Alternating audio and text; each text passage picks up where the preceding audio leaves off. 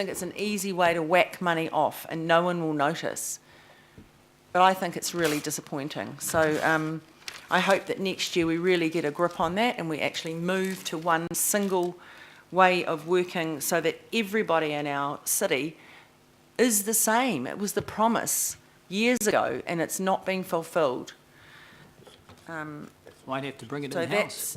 so that's all I have to say, but I'm very, I sort of think we've got the cart before the horse. We decide what's in the draft and then we go and have a workshop about it so we can actually understand what we're putting in. So I would have much more appreciated having a workshop first with the Mayor, not just having it dumped on us 2 days before along with everybody else. Thank you.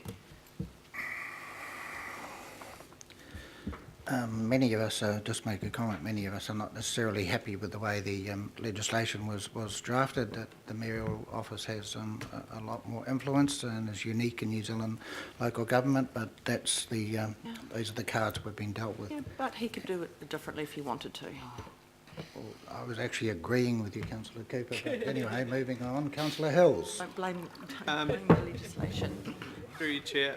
I don't want to speak for too long. I think everyone's basically covered a lot of things off. I think generally myself, for the first sort of budget proposal in front of me as a councillor, I think it's looking pretty good. It's you know, there's a lot of things in it that aren't too outlandish. I think 2.5, you know, it's important to keep the rates low for the households, but it's how that transcends into what we need to make savings on. And I know the council's making a lot of savings as it is, but I do think we need to be a bit more creative, and it is discussing it with the local boards and seeing different ways they can fund things, different ways they can get different types of funding into their programs or events or facilities. Another thing that I know just as a local board, and I'm not going to talk about specific staff or areas, but the restructures, you know, that's got to be a massive cost on council in a term, and you lose people for 6 to 8 months while they're being restructured, and there's, you know, things go up and then you have to recruit, and I just think sometimes it felt like there was a lot of changes within some departments, and then we end up getting a similar outcome at the end. So I don't know if there's a way to save money through not, you know, for an elected member it sort of feels sometimes unnecessary, but of course there are reasons behind them. But if there's a better way of doing things without having to put people out of jobs, then back into jobs, then employing contractors at a higher rate afterwards, that would be a way forward for me. The living wage, I've always been supportive of. The local board, Kaipātiki that I was on, supported it both terms, so I am keen to see more detail on it, but I think it's a good step forward. Homelessness, I think it is, you know, central government do need to work harder on this, but I think it's also our responsibility to work with them on it as much as we can. And it is happening in every part of the area. Talking to DePaul House on the shore in my area there, working with over 200 families at the moment who are homeless in one way or another. They have 16 families living there, but they are seeing people walking into their premises every day of the week, which has never happened before. It's 1 or 2 families come in there with extreme housing needs. We've got people living in cars in our parks, and, you know, lounges and everything as it is. So the North Shore it's very obvious the issues that are happening there. So, you know, across the city, if you think of the high incomes on the North Shore, and the issues are very obvious there, how bad it is in some other parts of the city as well. So it's not just about the rough sleeping, it's how we deal and work with government on the wider issues. The rough sleeping is just sort of like a open wound that we can visibly see. But yeah, I'm quite keen on the visitors levy. I think $6 or $10 for someone a night, it will not be noticed as much as a large increase on rates for people here. I am interested in the petrol tax and how we can get the government to agree with those sorts of funding mechanisms that we can't actually control ourselves, and what that will bring in. I mean, the mass transit change on here, or the focus, is really, really good, but it's how we fund it and how we also fund for future generations while not putting too much pressure on today's ratepayers. So I think it's extremely important, but once again, I think that's also about how do we change business as usual. Do we need to be widening roads for 50, 60, 70 million where we might be able to put a transit route through there, or better ways of doing things that don't cost as much. So it's about everyone looking at the different ways instead of just business as usual on how we can get the same outcomes but without spending so much money. So yeah, I also support what Councillor Lee next to me was saying about AT.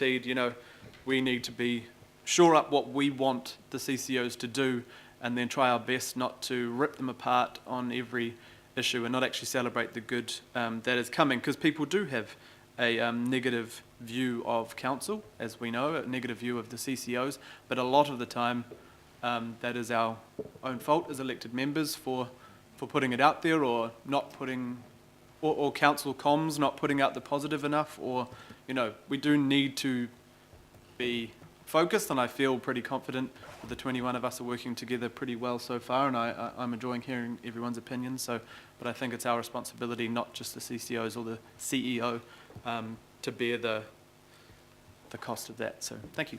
Thank you, Councillor. That was perfect. It was bang on 5 minutes. So before we have the last speaker, which I think is Councillor Fletcher, just be aware that our first cost-cutting exercises, there's no lunch today. So, yeah. Councillor Fletcher. Thank you, Mr. Chairman. And now that it's not questions and I'm speaking for the first time in this new committee, I wish to congratulate you on your appointment and to say that I'm really looking forward to being a member of this committee. And like Councillor Simpson, I'm very, very pleased that we've finally got a restructured council that will allow us to have the opportunity to really spend some time deep diving into the issues. So we'll have that time to prioritise things in a way that just was not possible during the last 2 terms of councils.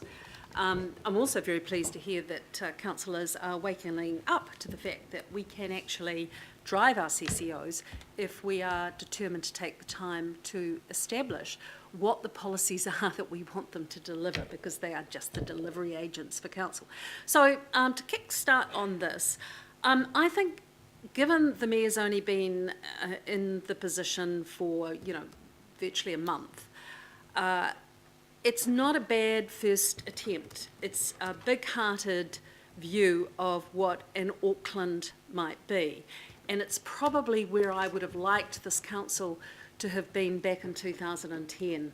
As the Minister who introduced depreciation for councils back a few years ago now, it was really irritating to me that we wouldn't even entertain a debate about what legacy councils were doing in 2010, and we just kind of papered over a lot of those things.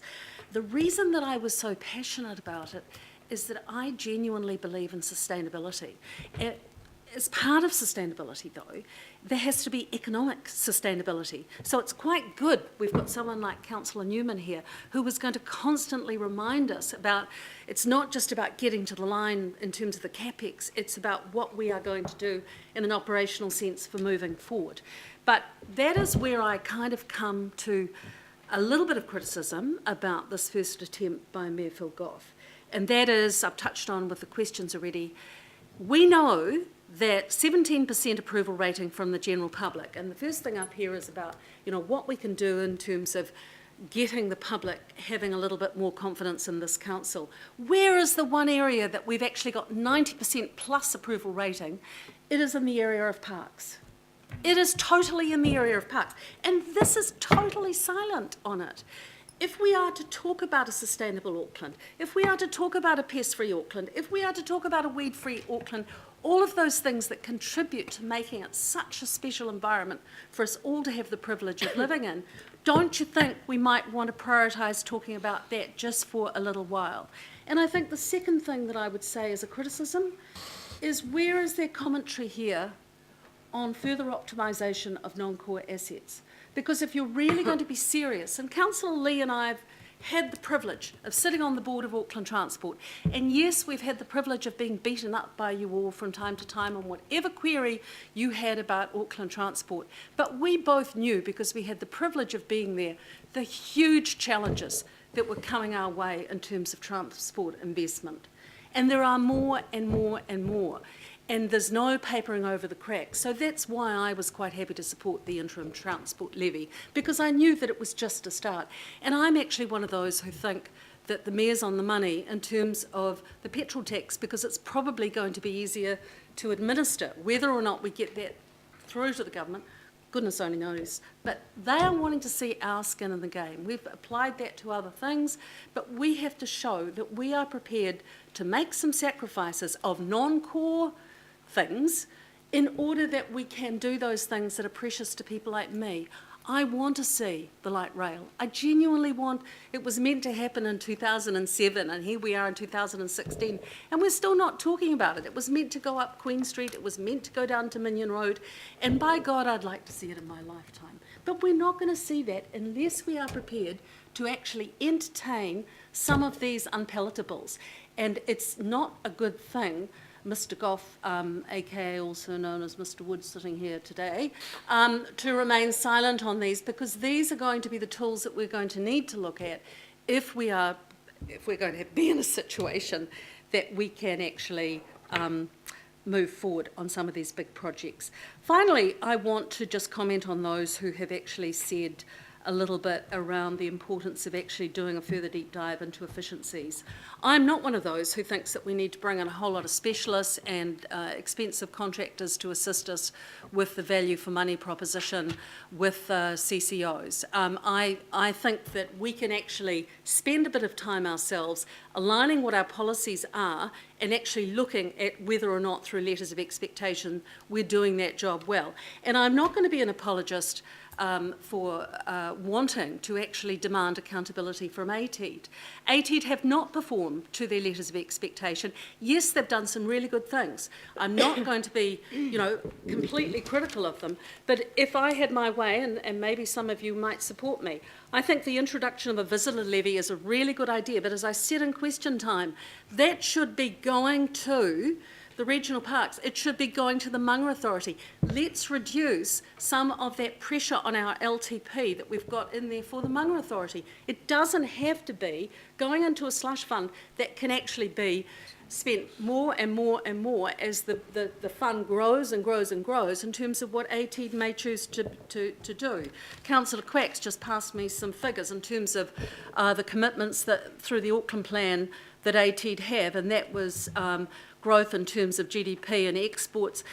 We're way shy of the goals that were set on that, and I think there can be a role for ATEED, but there possibly could be a better way of achieving that. So, Mr. Chairman, on the rating increase, we are going to have to get on top of that. As much as you think, well, we've got to 2.5, that's good. In reality, for residential ratepayers, we know that's 3.5 before you start. We also know with the capital revaluations that have to take place next year on the upzone properties, we are going to see many, many ratepayers with double-digit increases. Let's get real about what that's going to mean. And that's going to cause a lot of pain in terms of long-term residents of Auckland. And we're going to have to come to grips with that. We're going to have to find some solutions there. So, in summary, I think it's a really good start by Phil Goff. I think that the Mayor has tried to be big-hearted. He's tried to understand that we want to have a compassionate Auckland, but I want him to understand that I want to see a sustainable Auckland, and so that's going to require quite a bit more in terms of consultation and further policy analysis, and I'm really looking forward to the opportunity on doing the deep dive into the CCOs, because I think there are more savings to be found and we can be much clearer about what our objectives are. So thank you very much, Mr. Chairman. I wish you and the Deputy Chair, Councillor Simpson, well in the months ahead. Thank you, Councillor Fletcher.